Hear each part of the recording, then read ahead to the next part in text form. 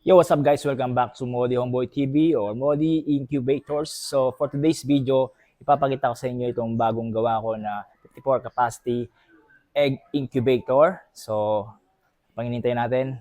Let's go! So ito nga pala ang Modi Egg Incubators, 54 capacity na automatic temperature controlled and automatic egg turner na incubator. So equip po ito ng tinatawag na anti-overheating system, no? Yon. Yan. Ayos ba guys? No? Napakasimple lang po, no? All goods. So, paano siya i-operate? Turn on mo lang siya ng ganyan. Make sure na nakasaksak. Napakasimple lang po. Ayan, oh. Tapos, bago kayo magsalang ng itlog, make sure na naka-on siya for 5 hours para sure na stable na yung init sa loob. And then, yun na. Yung mga egg ng itlog ng yung mga itlog ng manok dito sa egg tray for 18 days, tapos sa ika 19 days nila ilalagay na sa hatcher. So ito is naka-program na yung ating temperature sensor or thermostat. Naka-program na yan na mamatay yung heater pagdating ng 37.8 at magsisindi ulit siya pagdating ng 37.2, no?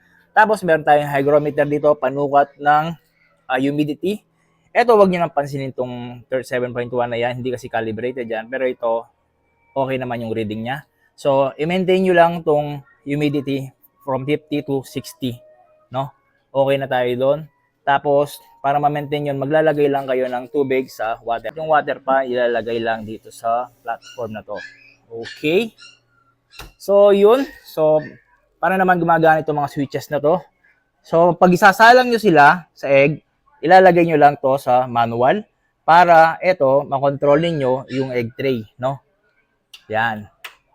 Left and right. Lagay sa gitna. Ito yung stop niya sa gitna, no? So, pag nalalagay nyo na yung egg dyan, after 24 hours, dun nyo na palang ilalagay sa automatic. Kumbaga, in 24 hours, hayaan nyo munang mag-settle yung mga egg sa incubator para mag-develop yung embryo, no? Tapos, doon mo na ilalagay sa automatic.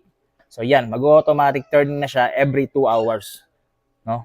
Lalagay mo siya sa automatic after 24 hours. So, yun na yun.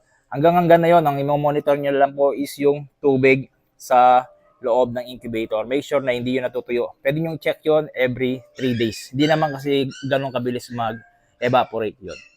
So, yun po, no? Liwanag. Sa day 1, nasa manual lang muna, naka-level. Tapos sa next day, doon nyo lang i-automatic. After 18 days, saka nyo ibababa sa egg tray. Then sa 19 to 21 days, mag-start na silang mapisa yung mga sisiu, no? Sa 21 days, ang pinag-usapan po natin doon is itlog ng manok. Pag sa mga itik or bibe, mas matagal po yun. Nasa 28 days po ang hatching day. Okay.